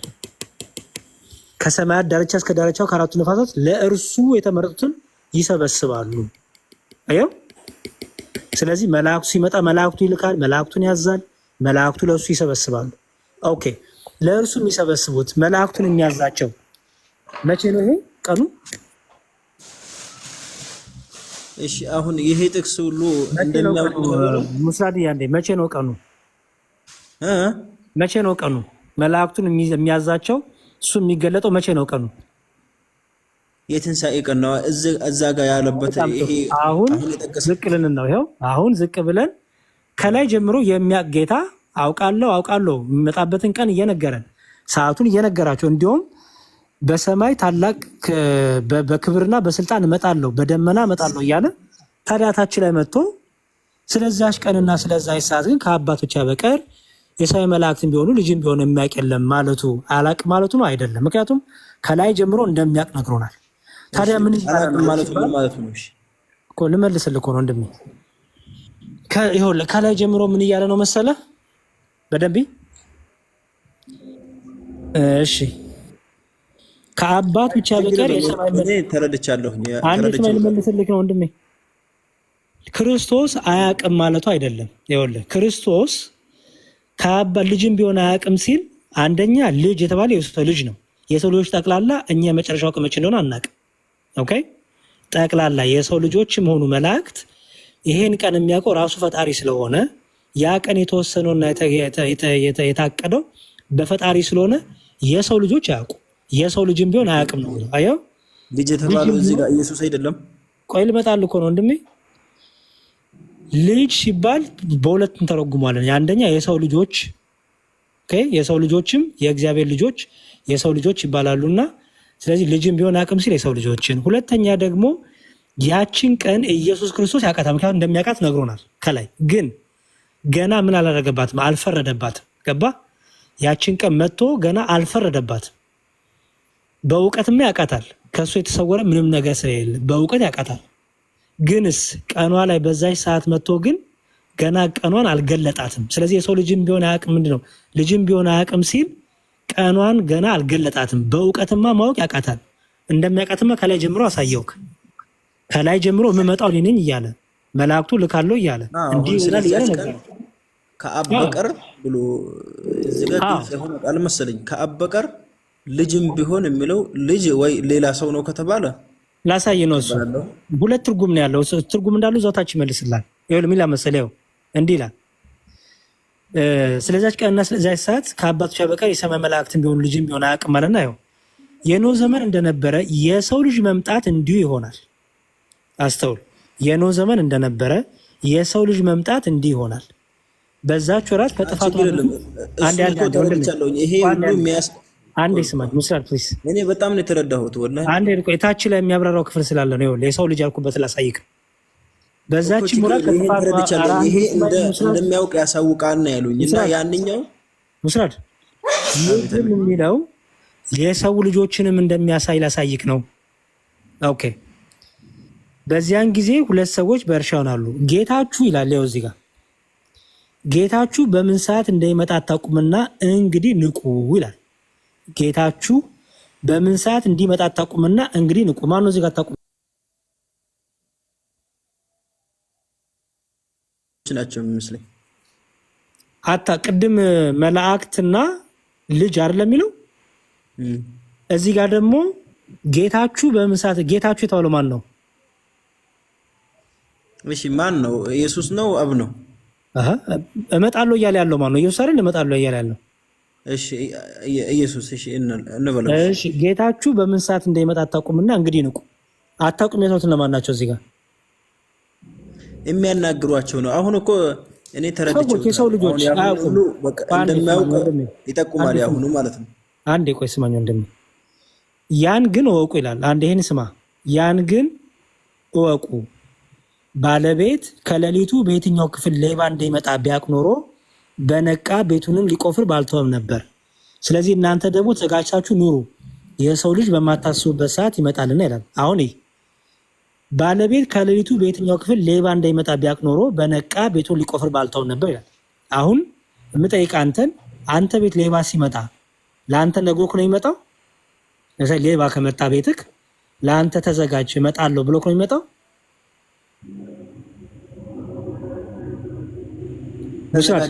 መጣ ነው አይነግርህም አይደል? ደብቆ ነው ሽልብ የሚያደርግብኝ። በጣም ጥሩ። ሌባው ግን መቼ እንደሚመጣ አያውቅም። ሌባው ያውቃል። በጣም ማለት ያውቅ ይችላል፣ ሊገምት ይችላል። ሌባው ሊገምት ይችላል። ሊገምት ሳይሆን አጥንቶ እሱ በፈለገው ሰዓት እንጂ ይመጣው አንተ በፈለገው ሰዓት አይመጣም አይደል? ስለዚህ ሌባው የሚመጣበትን ሰዓትና እኔ በመፈለግበት ሰዓት ከመጣም ይጠቃታል። በጣም ጎበዝ። እሺ ምስራድ። ስለዚህ ይኸውልህ ያን ግን ወቁ አለ ጌታ። ባለቤት ከሌሊቱ በየትኛው ክፍል ሌባ እንደሚመጣ ቢያውቅ ኖሮ በነቃ ቤቱንም ሊቆፍር ባልተው ነበር ይላል። በምሳሌ ነገራቸው። ሌባ እንደሚመጣ መቼ ቢያውቅ ኖሮ አንድ ባለቤት የቤት ባለቤት ቤቱ እንዲዘርፈው ባልተው ነበር። ይሄን ወቁ አለ። ስለዚህ ምን አለ ጌታ? ይኸው ስለዚህ እናንተም ደግሞ ተዘጋጅታችሁ ኑሩ፣ የሰው ልጅ በማታስቡበት ሰዓት ይመጣልና። አየው። ስለዚህ ምን አለ ጌታ? ልክ እንደ ሌባ አመጣባችኋለሁ እያለ ነው። ሌባ በሌሊት በሆነ ሰዓት እሱ በሚያውቀው ሰዓት ልክ እንደሚመጣ ባለቤቱ ሳያውቅ እንደሚመጣ፣ ባለቤቱ ግን ለምሳሌ ሙስራድ ሁሌም ሌባ ሊመጣ ይችላል ብሎ ተዘጋጅተው ቢመጣ ሌባው ቢመጣ ያስፈራዋል? ሌባው ቢመጣ ያስፈራዋል? ማንን? ባለቤቱ፣ የቤት ባለቤት። አንተ ምሳሌ አንተ ቤት አለህም በል ሌባ ሊመጣ ይችላል ብለህ ዕለት ዕለት ብትዘጋጅ ሌባው መጥቶ አንተ ሊዘርፍ ይችላል? አይ ጥንቃቄ ካደረግኩኝማ እንዴት ይችላል? ጥንቃቄ ዕለት ዕለት ካረግ ሳታቋርጥ ካልሆነ አይችልም። ጎበዝ። ሊመጣ ይችላል እያል ጥንቃቄ ብታረግ ምንም አያረግህም አይደል? አልዘረፋትም። ብትዘናጋስ? ከተዘናጋሁኝማ እበላለሁ። በጣም ጥሩ። ታዲያ እዚህ ጋር ጌታ ባለቤት ከሌሊቱ በየትኛው ክፍል ሌባ እንደሚመጣ ቢያውቅ ኖሮ በነቃ ነበር አለና፣ ስለዚህ እናንተ ተዘጋጅታችሁ ኑሩ አለ። የሰው ልጅ በማታስቡበት ሰዓት ይመጣል። የሰው ልጅ ያለው ራሱ ነው አይደል? እሺ እንደ ሌባ መጣባችኋለሁ እያለ ነው። ያ ቅድም ሳወራ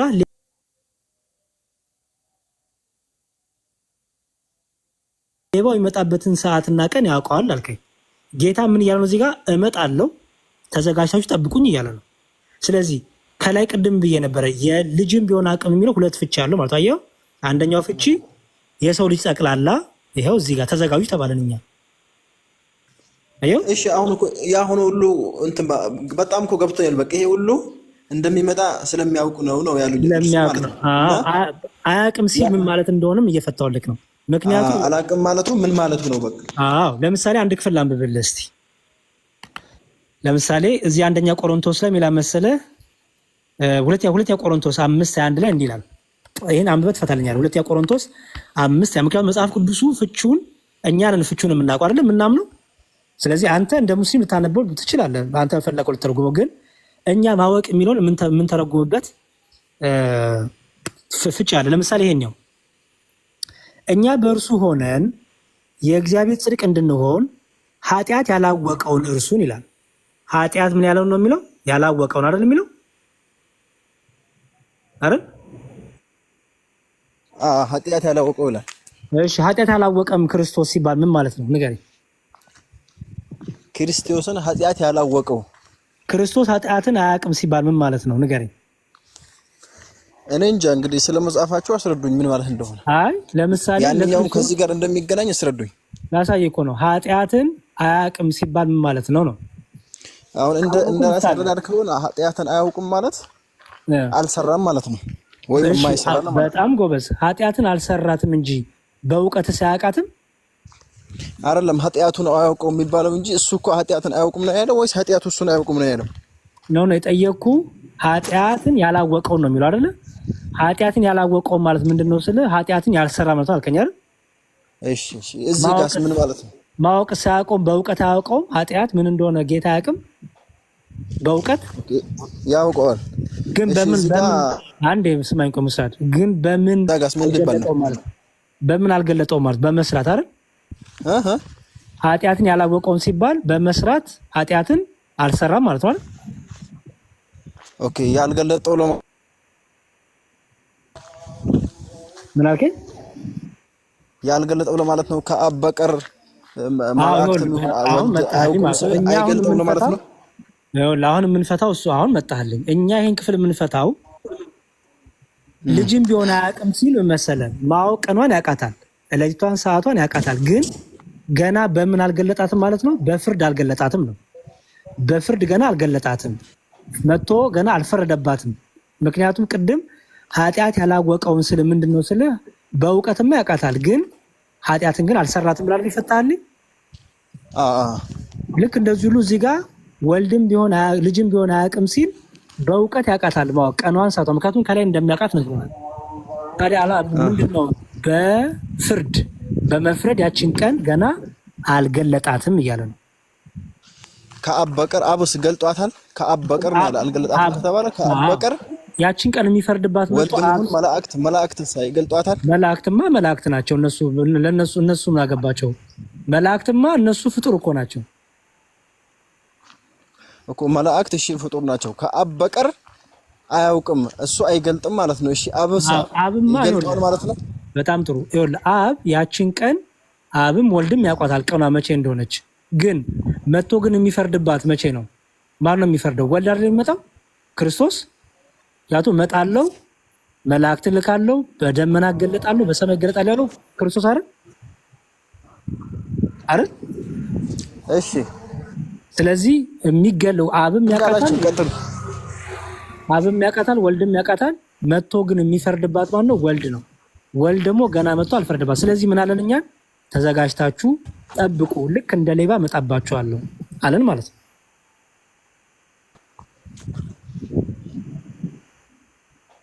ስለዚህ አሁን እዚህ ጋር አያውቅም ከአብ በቀር መላእክትም ይሁን ወልድም አያውቅም ሲል ይገልጣል። ወልድና መላእክት አይገልጡም ማለት ነው አይደል? ትርጉሙ መላእክት ይኸውልህ በወልድ ታዘው የዛለት በወልድ የሚላኩ ናቸው። ምክንያቱም ጌታ ቅድም ከላይ እኮ አስነበብኩ ስገለጥ አለ እኔ የሰው ልጅ ሲገለጥ መላእክቱን ያዛቸዋል ይላል። ስለዚህ የሚገለጥበትን ቀን ያውቃል፣ ግን ገና አልተገለጠም።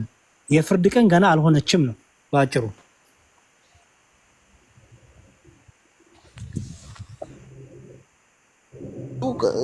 በቀጥታ እንተረጉመው ከአብ በቀር ወልድም ይሁን መላእክት አያውቁም፣ ከአብ በቀር ወልድም ይሁን አይገለጡም ማለት ነው አይደል? ይሄ አያውቅም የሚለው አይገለጥም ነው አላችሁ።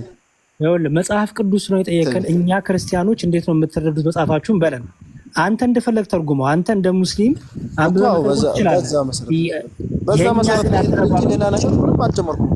ችግር የለውም። አንተ እንደሱ እኛ ግን ክርስቲያኖች የምንረዳው አንተ ባልኩ አይደለማ። ትክክለኛው እኮ እኛ የምንረዳው አንተ የምትረዳው አይደለም። ያኛና የምንኖረው እና እንዴ አለ በጣም ይቅርታ ነው ትርጉም አይገለጥም ማለት አይደል? ሙስራት ከህዝቡ አንጻር እንደሆነ በጣም ይቅርታ በመሀል ስለገባው ዲያቆን ባላችሁ ከህዝቡ አንጻር ራሱ እንደሆነ ከምን አንጻር እንደሆነ በአባቶችም እዛው ጋም ያው የኔ ቀን ልክ እንደ ሌባ ናት ብሎ ካለ አታውቋትም ነው ሊነግረን ያልፈለገበት ምክንያት እንዳለ ግልጽ ነውና ለምሳሌ የኖህ ዘመንን አነሳ። የኖህ ዘመን ህዝቦችን እዛው ጋር ምሳሌ አድርጎ አነሳላቸው። ቁጥር 37 ላይ የኖህ ዘመን እንደነበረ የሰው ልጅ መምጣት እንዲሆናል። የኖህ ዘመን ህዝቦች ጌታ መቼ እንደሚፈርድባቸውና እንደሚያጠፋቸው አላወቁም ነበር። ካያችሁ ማለት ነው ራሱም ይነግራቸዋል። የኖህ ዘመን እንደነበረ የሰው ልጅ መምጣት እንዲሆናልና በዚያች ወራት ከጥፋት ውሃ በፊት ኖህ ወደ መርከብ እስከገባበት ቀን ድረስ ሲበሉና ሲጠጡ ሲያገቡና ሲጋቡ እንደነበሩ አለ። አያውቁም ማመጡ እንደሚያጠፋቸው። የጥፋት ውሃ መጥቶ ሁሉን እስከወሰደ ድረስ እንዳላወቁ አለ። የሰው ልጅ መምጣት ደግሞ እንዲሆናል ሳታውቁ ነው መመጣባችሁ ነው። እቺን ቀን ደግሞ መግለጥ ያልፈለገበት ምክንያት እንዳለ ደግሞ ግልጽ ነው። ቅድም አንብቦልሃል ዲያቆን። ለምንድን ነው እቺን ቀን ማንሳት እቺን ቀን እንዲያውቁ ያልተፈለገው ከተባለ ሐዋርያት ሥራ ላይም በነገራችን ላይ ጠይቀውታል። ካያችሁ ሐዋርያት ሥራ ምዕራፍ 1 ቁጥር 6 ላይ ምን ብለው ጠይቀውታል? ተሰብስበው እንትኖቹ ማለት ነው ጌታ ሆይ በዚህ ወራት ለእስራኤል መንግስትን ትመልሳለህን የሚል ጥያቄ ጠየቁት። ከዛ ግን ምን አላቸው? ክርስቶስ ኢየሱስ አብ በገዛ ስልጣኑ ያደረገውን ወራትና ዘመናትን ታውቁ ዘንድ ለእናንተ አልተሰጣችሁም አላቸው። ወራትና ዘመናት ለእናንተ እንድታውቁ አልተፈቀደላችሁ። ኦኬ እቺ ቀን ለእናንተ ያ ሁሉ እኮ ተረድቻለሁ። ያ እንደሚያውቅ ተረድቻለሁ። አሁን ሁሉን ነገር እኮ አጠናቆልሃል። ብቻ ግን ለምንድን ነው አላውቅም ያለው የሚለውን ብቻ ግልጽ ላድርግልህ። እቺ ቀን አላውቅም ማለት ትርጉሙ ምን ማለት ነው? እዚህ ጋር እሺ አንድ ያዳምጥ እያዳመጥክ ወንድማችን እነዚህ ደቀ መዛሙርት ለእስራኤል መንግስትን መች ነው የምትመልሰው ትመልሳለህን ብለው በጠየቁ ጊዜ አብ በገዛ ስልጣኑ ያደረገውን ወራትና ዘመናት ታውቁ ዘንድ ለእናንተ አልተፈቀደላችሁም ማለት አውቅ ዘንድ አላለም፣ እናውቅ ዘንድ አላለም፣ ታውቁ ዘንድ። ስለዚህ ደቀ መዛሙርቱ እንዳያውቁ የተደረገበት ነገር እንዳለ ግልጽ እንደሆነ ይነግረናል ማለት ነው። ለዛ ቅዱስ ጳውሎስም ይናገራል አንደኛ ተሰሎንቄ ምዕራፍ 5 ላይ ቁጥር 1 ጀምሮ ስትመለከቱ ወንድሞቹ ስለ ዘመናትና ስለ ወራት ምንም እንዲጻፍላችሁ አያስፈልጋችሁም፣ የጌታ ቀን ሌባ በሌሊት እንደሚመጣ እንዲሁ ይመጣ ዘንድ ራሳችሁ አጥብቃችሁ አውቃችኋልና አለ። ሰላምና ድህነት ነው ሲሉ ያን ጊዜ ምጥ እርጉዝን እንደሚይዛት ጥፋት በድንገት ይመጣባቸዋል፣ ከንቶም አያመልጡም። እናንተ ግን ወንድሞቹ ቀኑ እንደ ሌባ ይደርስባችሁ ዘንድ በጨለማ አይደላችሁ ማለት ሁላችሁ የብርሃን ልጆች የቀንም ልጆች ናችሁና እኛ ከሌሊቱ ነው። ጥቅስ ብዛት እኮ አልፈለኩም እዚህ ጋር አያውቅም ማለት አንድ ወንድማችን ለአንተ ብቻ አይደለም መልሱ እየተሰጠ ያለው እዚህ ጋር 600 ምናምን ሰው አለ። አዳምጥ። ምን አለ? ሁላችሁ የብርሃን ልጆች የቀን ልጆች ናችሁና እኛ ከሌሊት ወይም ከጨለማ አይደለንም። እንግዲያ ስንንቃ በመጠንም እንኑር እንጂ እንደ ሌሎች አናንቀላፋ ካለ በኋላ የሚያንቀላፉት ከሌሊት ያንቀላፉ የሚሰክሩም በሌሊት ይሰክራሉና ተክተው የማይጠብቁ ማለት ነው። ተክተን እንንቃ፣ ጊዜያትና ወራትን እንድናውቅ ያልተፈቀደልን ነቅተን እንድንጠብቀው ነው፣ በብርሃን እየተመላለስን እንድንጠብቀው ነው እያለ ቅዱስ ጳውሎስ ያብራራል። ይህንን ቅዱስ ቄርሎስም ሃይማኖተ አበው ምዕራፍ ቅዱስ ቄርሎስ ዘእስክንድርያ ሃይማኖተ አበው ምዕራፍ 74 ከቁጥር 1 ጀምሮ ሲናገር የአልዓዛርን ሞት አምጥተን እንናገራለን አለ። የአልዓዛር ሞተ፣ የሞቱን ወሬ ማንም አልነገረውም ለጌታችን ለኢየሱስ ክርስቶስ። እንዲህ ይላል ቅዱስ ቄርሎስ የሞቱን ወሬ አምጥተን እንናገራለን። የሞቱን ወሬ ማንም ሳያመጣለት መድኃኒታችን ለደቀ መዛሙርቱ ወዳጃችን አልዓዛር ሞተ አላቸው። ማንም አልነገረውም። ክርስቶስ ኢየሱስ አልዓዛር ሞተ አላቸው። ማንም አልነገረውም። አምላክ ስለሆነ የተፈጠረውን ነገር ስለሚያውቅ ማለት ነው። ስለዚህ ምን አለ? የአልዓዛርን ሞት አምጥተን እንናገራለን ለደቀ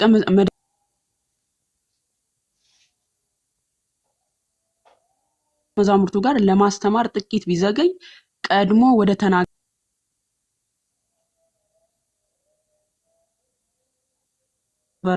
ስጋ ያለበትን ቦታ እንደምን አውቅም ብሎ ይጠይቃል ቅዱስ ቄርሎስ። አስቀድሞ አልፈለኩም ማማዬ መልስ መስጠት ጆሮ ካለ መልሱ እየተመለሰ ነው።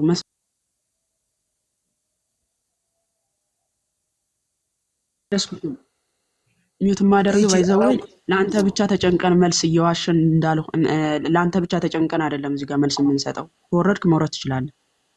ለአንተ ብቻ አይደለም መልሱ እየተሰጠ ያለው እዚህ ጋር መጀመሪያም ወይ ለማስወረዱ ምናምን የገባሽው እንጂ ለሌላ ነገር አይደለም። ሚውት አድርግ። በነገራችን ላይ ዲያቆን አጠናቆ መልሶልህ ነበር። መስማትና ማገናዘብ ከቻልክ ራሱ ማለት ነው። ለምንድን ነው የሚለውን በራሱ ምሳሌ ላይ እያወቀ ነገር ግን ስላልተገበራት ብሎ እያስረዳው እንኳን ሊገባው አልቻለም። ማለት ነው። ታብታብ ታደርጋለህ። እንደናንተ አይነቶች ጋር መጨቃጨቅም እኛ እንትናችንም አይደለም ግዳጃችንም ስላልሆነ ማለት ነው።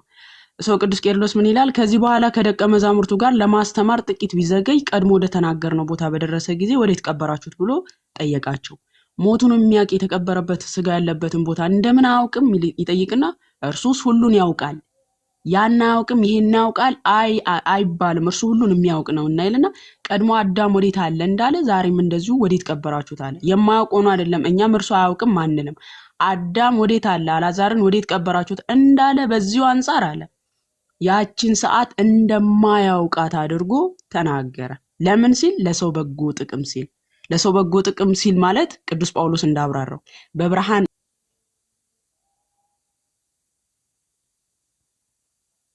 አይጠበቅባችሁም ልታውቁ አይጠበቅባችሁም ብሎናል ቅዱስ ጳውሎስ።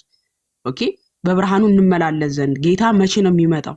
ሌባ መቼ እንደሚመጣ አታውቅም፣ ግን ቤትህን ዘግተህ ትጠባበቀዋለህ።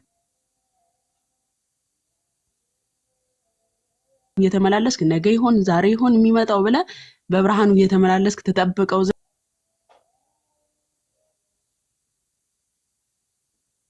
ያውቅ ብሎ ቅዱስ ቄርሎስም ያብራራል። ቀድም በጣም አስረዳ። ሊያውም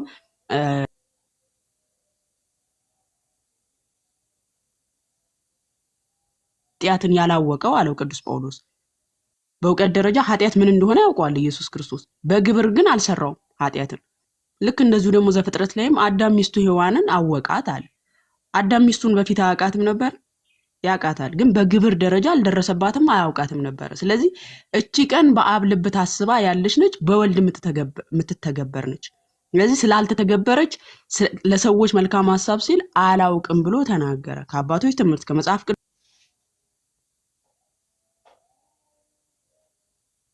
አንድ ቨርስ አለች። ስለ ሰዓቲቱ ይጠይቁሃል፣ እርሱንም ከአላህ በቀር ማንም አያውቅም ብለህ